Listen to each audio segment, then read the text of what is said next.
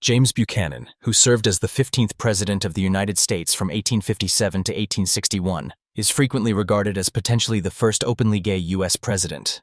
This speculation is rooted in substantial evidence suggesting a profound, possibly romantic, relationship with Senator William Rufus King. Buchanan, the only lifelong bachelor to hold the presidency, shared an exceptionally close bond with King, a senator from Alabama who later became vice president under Franklin Pierce. The two men cohabited in Washington, D.C. for more than a decade, fostering an intimate companionship that attracted public and political attention. Their relationship was so conspicuous that contemporaries often remarked on it, even assigning them playful nicknames such as Miss Nancy and Aunt Fancy. Andrew Jackson, known for his candid demeanor, was among those who commented on their friendship, highlighting how their bond challenged the conventional norms for public figures of that era. Buchanan and King exchanged heartfelt letters, some of which have survived, revealing an emotional depth that transcended typical 19th century friendships. When King was appointed minister to France in 1844, Buchanan expressed profound loneliness, describing himself as solitary and alone. Some historical accounts suggest that Buchanan spoke of wooing several gentlemen after King's departure, a choice of words that has led some scholars to speculate about unrequited romantic feelings for other men. While many men of Buchanan's time expressed affection without romantic intent, given the era's socially permissible, emotionally expressive friendships, Buchanan's decision to remain unmarried and his candidness about his connection to King were unusual for someone in such a prominent position. Their close friendship endured until King's death in 1853, after which Buchanan never formed a similarly profound bond with anyone else. Abraham Lincoln, the 16th President of the United States, is a figure of immense historical importance, renowned for leading the nation through the Civil War and his efforts to abolish slavery. In recent decades, some historians and scholars have examined his personal life, particularly his close relationships with certain men, sparking speculation about his sexuality. One notable relationship was with Joshua Speed, a store owner in Springfield, Illinois. Lincoln and Speed shared a bed for several years, beginning in 1837, a practice that was not uncommon at the time due to limited accommodations and economic constraints. Their friendship was deep and enduring, with the two exchanging letters that reflected a strong emotional connection. Another account involves Lincoln sharing a bed with Billy Green, who later provided detailed recollections of their time together. Some interpret these narratives as evidence of intimate relationships, while others view them as examples of the close platonic friendships typical of the 19th century. It is crucial to recognize that expressions of affection between men were more openly displayed during that era, often without implying romantic or sexual undertones. Lincoln's marriage to Mary Todd was complex and fraught with challenges, including personal tragedies such as the death of their children and reported emotional strains. These difficulties have led some to further speculate about Lincoln's personal life and relationships. However, there is no definitive historical evidence to confirm that Abraham Lincoln was gay. Most mainstream historians agree that while Lincoln had close friendships with men, these relationships were consistent with the social norms of his time. George Washington, the first president of the United States, served from 1789 to 1797, and some have speculated that he may have been America's first gay president. Washington is known to have written affectionate letters to close male friends, a practice that was not unusual at the time, though some have interpreted these communications as evidence of deeper connections. During his military career, Washington demonstrated a notably inclusive approach, creating a revolutionary army that welcomed individuals from diverse backgrounds and identities. One of his most trusted officers was Baron Friedrich von Steuben, a Prussian military leader who joined the Continental Army in 1778. Von Steuben, who faced persecution in Europe due to rumors about his sexuality, played a pivotal role in training and organizing Washington's troops. Under his leadership, the Continental Army underwent rigorous training and discipline, enabling it to compete more effectively against the British forces. Von Steuben's influence was so significant that he became a celebrated leader within the ranks, despite the known relationships he had with men. Another key figure in Washington's military circle was General Casimir Pulaski, a Polish nobleman and revered commander, known as the father of the American cavalry. Pulaski led his units with exceptional bravery and skill, and his legacy gained an additional dimension in 2019, when research on his remains suggested he may have been intersex. This discovery shed light on Pulaski's unique identity, adding a layer of diversity to the American Revolutionary legacy. Washington's willingness to recognize and reward the talents of von Steuben and Pulaski underscores his commitment to the American cause over personal prejudice, a decision that ultimately contributed to securing American independence. Thomas Jefferson, the third President of the United States and principal author of the Declaration of Independence, was a man of many talents and contradictions. His love for French culture, art, and cuisine earned him a reputation for sophistication. After the death of his wife, Martha Jefferson, he never remarried, which was somewhat unusual for a widower of his stature. Some have speculated that his close friendships and the depth of his relationships with certain individuals might indicate a non-traditional personal life. Jefferson's documented relationship with Sally Hemings, an enslaved woman at his estate, has been the subject of extensive historical research, with DNA evidence confirming that he fathered several of her children.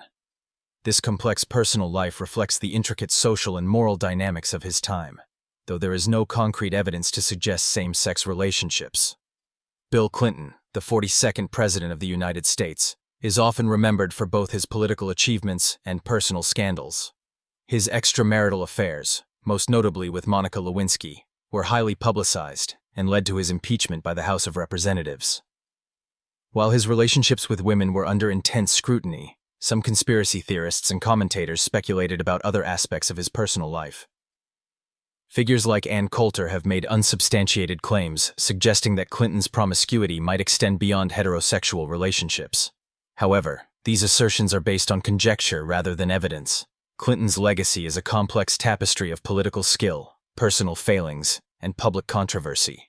But there is no credible information to suggest that he engaged in same-sex relationships.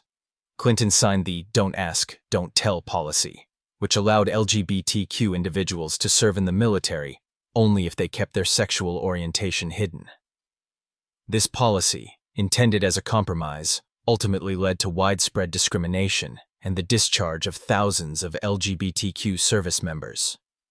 Martin Van Buren, the 8th President of the United States, was a widower who never remarried after his wife's death. Known as the Little Magician for his political acumen, Van Buren played a crucial role in shaping the modern Democratic Party. His decision to remain single during his presidency was unusual, but not unprecedented. Some historians have noted that Van Buren was meticulous about his appearance and attire, leading to occasional remarks about his dandyism. However, there is scant evidence to suggest that his bachelorhood was anything more than a personal choice following the loss of his wife. Van Buren's presidency focused on issues like the economy and the abolition of slavery, and his personal life remained relatively private. John F. Kennedy, the charismatic 35th president, had a close lifelong friendship with Kirk Lemoyne Billings. The two met at Choate Rosemary Hall, an elite preparatory school, and their friendship endured throughout Kennedy's life. Billings was a regular guest at the Kennedy family compound and even had his own room at the White House during Kennedy's presidency. Their relationship was one of deep mutual affection and loyalty. While Billings was openly gay in his social circles, Kennedy's numerous relationships with women are well documented. Historians like David Pitts have explored their friendship, suggesting that it was an essential source of emotional support for Kennedy. Their bond defies easy categorization, illustrating how close friendships can profoundly shape one's life without fitting into conventional labels. Barack Obama, the 44th President of the United States, made significant strides in advancing LGBTQ rights, including the repeal of Don't Ask, Don't Tell, and expressing support for marriage equality. His progressive stance led to unfounded rumors and conspiracy theories about his personal life. Notably, commentator Alex Jones and, in a jesting remark, comedian Joan Rivers made insinuations about Obama's sexuality. These claims have no basis in fact and are generally seen as attempts to undermine his presidency through sensationalism. Obama's advocacy for LGBTQ rights aligns with his broader commitment to equality and justice, values that defined much of his political career. His support for these issues reflects a significant shift in American politics toward inclusivity. Chester A. Arthur, the 21st president, is not often the subject of extensive discussion, but his lifestyle has caught the attention of some historians.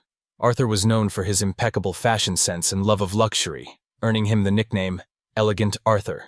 He reportedly owned over 80 pairs of pants and was always impeccably dressed. He enjoyed fine dining, lavish parties, and was a fixture in high society. Some have speculated that his refined tastes and bachelor lifestyle, he was widowed during his presidency, might hint at a more complex personal life. Arthur redecorated the White House with the help of Louis Comfort Tiffany, bringing in a flair for the artistic and ornate. While there is no concrete evidence to suggest anything about his sexuality, many historians believe he may have been closeted, successfully hiding it from the public. William Henry Harrison, the 9th President of the United States, served for only a brief period in 1841 before his life and presidency were cut short by illness.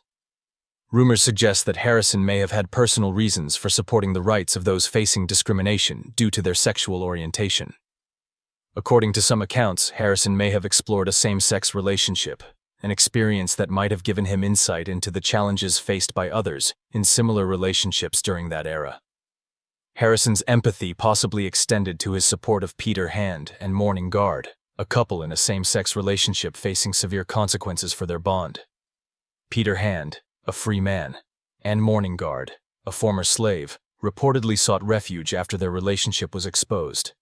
In an era when both racial prejudice and strict social norms governed interpersonal relationships, a same-sex interracial relationship would have been met with intense scrutiny, if not outright danger. Rumors suggest that Harrison assisted them in evading authorities, allowing the pair a chance to escape persecution.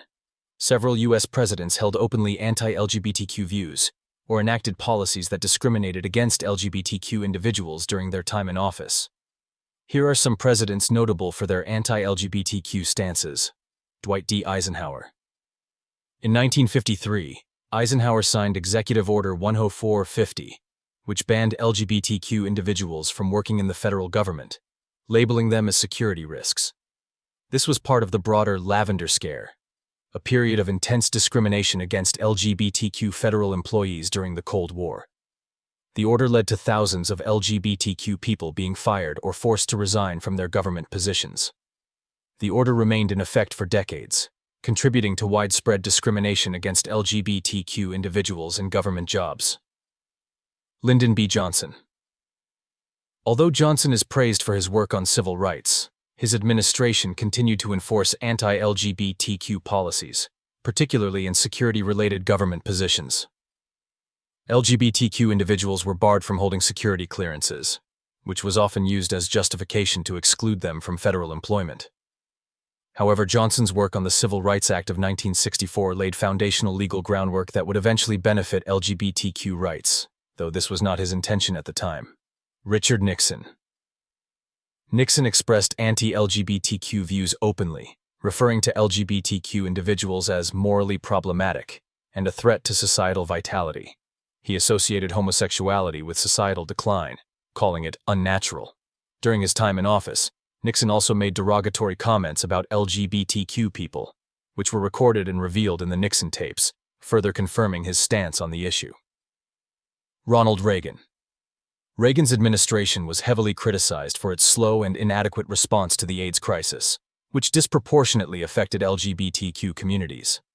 It was several years into the epidemic before Reagan publicly addressed AIDS, even though thousands of Americans, especially LGBTQ individuals, had already died. Reagan described homosexuality as a tragedy and an illness. His administration's inaction and indifference toward the AIDS crisis are widely seen as an example of institutionalized discrimination against LGBTQ individuals. George H.W. Bush. Although Bush signed the Hate Crime Statistics Act in 1990, which required data collection on hate crimes, including those based on sexual orientation, he did little to support LGBTQ issues overall. His administration promoted conservative judicial appointees who often had anti-LGBTQ stances. He was also vocal in his opposition to same-sex marriage and supported legislation that restricted LGBTQ rights. Donald Trump. Early in his presidency, Trump reversed Obama-era policies that allowed transgender individuals to serve openly in the military, reintroducing a ban on transgender service members. Trump's administration implemented more than 300 policies that either directly targeted or disproportionately harmed LGBTQ people. This included allowing federal contractors to refuse services to LGBTQ individuals on religious grounds, rolling back protections for transgender people in healthcare, and attempting to limit LGBTQ rights in education and employment. Trump appointed conservative judges, including Supreme Court justices who were seen as unsupportive of LGBTQ rights, affecting long-term judicial outcomes. Harry S. Truman. Truman signed an executive order that barred LGBTQ individuals from holding government positions, marking the start of the Lavender Scare. Although the purge intensified under Eisenhower, Truman's actions laid the foundation for systemic discrimination against LGBTQ people in the federal workforce.